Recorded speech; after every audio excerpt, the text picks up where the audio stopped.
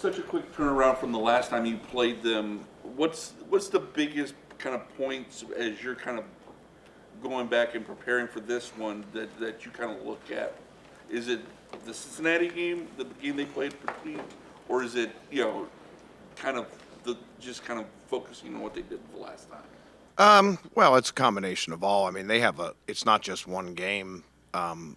They have a full body of work from the whole season. So you're preparing for that. And then, you're looking at how they tried to attack you the last time, which is most recent. Since he plays a different scheme than us, so I don't know if there's a lot of carryover, but that's just the way game plan goes usually. You try to sort of pick similar opponents and, see how they try to attack you. I mean, at this time of year, there's really not a whole lot of secrets. Division opponents, there's not a whole lot of secrets. Just comes down to, who can execute the best, who can tackle well, who can rush well, who can cover well.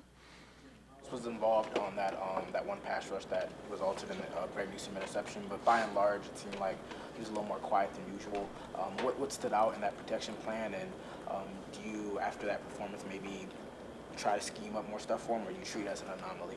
No, I mean, he's close a bunch of times. I mean, again, him winning in pass rush just doesn't necessarily mean it's going to be a sack.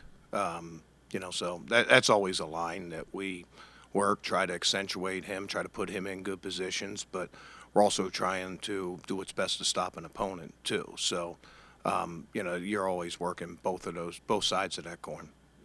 The 93-yarder was just an amazing play by Bo, right? Amazing catch and throw, or was it something? I mean, tip of the hat for that, but that's a defense that we play a lot, and it's one of our most successful defenses. And, I mean, Denzel can be, I don't even say half a step better. Denzel can be, quarter of a step better. But our inside defenders should have been deeper on that too, and make that ball elevate a little bit more just to give Denzel a chance. I mean, we've had that play come up a bunch of times, and that's the first time. Honestly, that's the first time we've given up a play in that coverage for a long time. It's a 3rd and long, and when it's all said and done, that game I thought came down to, for defensively for us, it came down to the 2 backed up series, because we had them backed up. It was 3rd and long. We force them to make a check down. They throw incomplete. We get a sack, whatever it is, and we set our offense up with most likely a short field. Even though at that altitude you never know what's going to happen to a punt. But that was a 7-point turnaround, and then the other time we had them backed up, we missed a sack in the end zone for safety. And that drive ended up staying alive and moved down the field and got a field goal. So that's like a 5-point turnaround. So you're talking 12 points in the game. And a lot of people, look and say, well, it was the 2 pick sixes or whatever. In my mind, and what we're responsible for defensively, I look at those 2 plays. And if we execute better on both of those and play the exact same way to the rest of the game, I think we have a different result. So we take a lot of responsibility for that, and we have to perform better when we have an opponent backed up. Picking his matchup, I know you said before he's a guy that even when he's covered, he's always open. But on top of that, what about just the chippiness aspect of his game, and how you think your DBs will handle that in this rematch, knowing Grant got the penalty last time and the scuffle with Greg at the end of the game? Yeah, I mean, I don't put that on Greg at all. I mean, Greg's boxing his man out for a tip ball. I thought he executed that pretty well. But yeah, you have to understand where the line is, and don't put your team in a bad position by getting a penalty. There's emotions are going to be high. I mean, it's Pittsburgh, Cleveland for. I mean, we know what that's about. And whether it's been George Pickens or, however many years of other guys, that's the way these games play. And we need to play with emotion. We need to play with an edge, but we got to be careful about crossing the line and do nothing that puts our team in a bad position. Mentioned we talked a lot about big plays this year, and I know you can't take those out of the equation. You've said, hey, if you do take those out of the equation, overall the defense has played pretty well. I think you've had a dozen plays allowed over 40 yards, nearly 60 over 20. Why have there been so many explosives, and what's been the problem with not being able to eliminate those? Well, they've been, and probably the problem with not being able to eliminate them is that there hasn't been a whole lot of commonality to them. Like this last one was in a deep zone. We've had given up as one-on-ones in man-to-man coverage. We've had a lot of different. If it was one thing, I think you can take steps to replace. We just, we have to concentrate on just doing our job really well. And, if you let your guard down, it just proves in this league, if you let your guard down for 1 second, you can give up a 96-yard touchdown pass or a 94-yard touchdown pass, whatever it is. And, when it's all said and done, there may be reasons, but there's no excuses, and we take responsibility for it. 3-yard touchdown pass again. You had mentioned that you hadn't given up a lot of completions on that coverage, that inverted two, without giving too much away. Just like, what do you like about that coverage? Because it seems like you do. Yeah, I don't really want to talk too much about scheme. I don't think that benefits us, and it potentially can help our opponents. JOK would be the guy covering that middle zone if he were playing, correct? Yeah, might be reasons, but there's no excuses, Tony. Yeah, I mean, but he's not playing for us. So, again, no excuses. Times that MJ seems to have gotten behind his guy in some of those big plays. When you are trying to clean that up, what does the process look like at practice and taking that film, making sure it doesn't happen again? You were talking about MJ in particular? Yeah. I think a lot of the plays that he's given up has been more at the line of scrimmage as opposed to down the field, and it puts him in a bad position for down the field. And it's just a matter of finishing at the play, but, you get good receivers in this league. A.J. Brown, that's the one that comes to mind. And, every week there's a dude, right? Every week there's a dude. And, one bad step can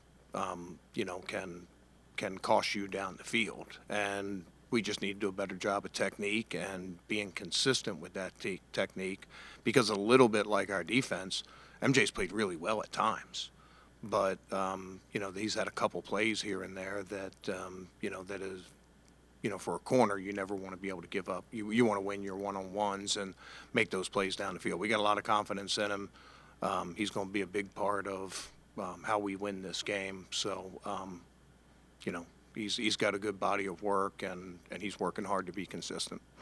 Play him off more, man. What's that? Why wouldn't you play him off the man more if he gets beat at the line of scrimmage a lot? Well, he has been at times. I mean, when they were driving for that field goal, you know where he was?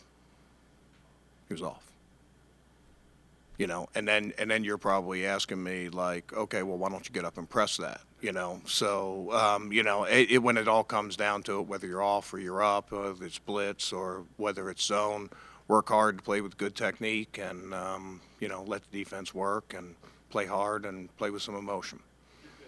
Is the Walter Payton nominee for this team this year. How good has he been for you on the field, and then also, locker room captain, all that kind of stuff? Yeah, you can't help but be impressed by Denzel. You guys probably know him well from his career and his roots here. He's a valuable member of our team. He's a valuable member of our defense. And he's just, I'd say a valuable member of the organization, because that goes beyond the team. And he's a valuable member of the community. Just an all-around good guy. And the interception that he made in that game, I was telling him the other day, I think might be one of my top 2 interceptions in 32 years in the NFL. Stretching out that much on that deep ball and making that play that far down the field. When I was in Tennessee, a very similar play, Samari Roll, who was a great ball tracker, he covered like a wide receiver when that ball went in the air, and he had one that I remember that was similar. But we talked about before with Denzel, like just a matter of time before he starts making some of those. Those were two big plays. Unfortunately, our two backed-up series sort of negated those plays, but, you know, him getting his hand on the one ball by playing tight coverage and, you know, Greg Newsome intercepting it, or just him tracking that deep ball, you know, that was just really well executed. And there's not many people, you know, in the league that can make that play, but Denzel can. So proud of him in a lot of ways, not just on the field, but off the field. He does so much for the community, and we're all proud of him. He is breaking up passes and, like you said, tracking the ball and flying downfield to make those plays. I mean, it seems like he's taken his game up to a whole new level this year. I feel like I Yeah, he's played really, really well when you know, when he's been out there, and he has such tremendous close ability. You know, I mean, like when Tony was talking about like playing off, like he can play off and then stick his foot in the ground and close up ground so fast. Probably more than any corner that I've had in 32 years. You know, and he's just competitive, and he hasn't made all those plays. I mean, he gave up that play to Pickens the last time, tight coverage, a lot of hand fighting and pushing, and Pickens was able to come down with that, and CeeDee Lamb came up with one in the first game. So, you know, when you're a corner, you know, I mean, it's you know, I used to tell guys all the time, I have to change my analogies because my era's passed with the players, but I used to always say it's like covering Michael Jordan, right? You can play great defense, and you know, he's probably still going to score 20. But if you don't play good defense, he's going to score 40, you know, or he's going to hang 50 on you and stuff like that. And you can, when the guy hits a fadeaway, you know, a fadeaway 20-foot, you know, jumper when you're right in his face and it just hits nothing but net, you just go on to the next play and you battle. And I think Denzel's done a good job with that. He hasn't let one play sort of carry over. He's got his hands on a lot of football. I don't know what his metrics say when all that stuff came, but he's got a lot of pass breakups, and we're starting to see some of those plays turn into interceptions for him. One game since you played them, but they backed off on the Justin Fields package against Cincinnati. Do you think that's coming back for you? Yeah, I mean, I think they were scheming some stuff up for short yardage, which we were ready for, and I thought our guys did a good job in short yardage. I thought that was a big part of getting that win on Thursday night. But I think some of it also, Tone, had to do with the field conditions, you know, with, you know, running some of those quarterback runs and, you know, making guys have to defend a lot of different stuff and change direction and stuff like that. It was, I think it was more, in my mind, it was more of reaction. I can't speak for Arthur Smith or any of those guys, but whether they decide to use it or not, it's our job to be ready for it. All right. Okay, guys.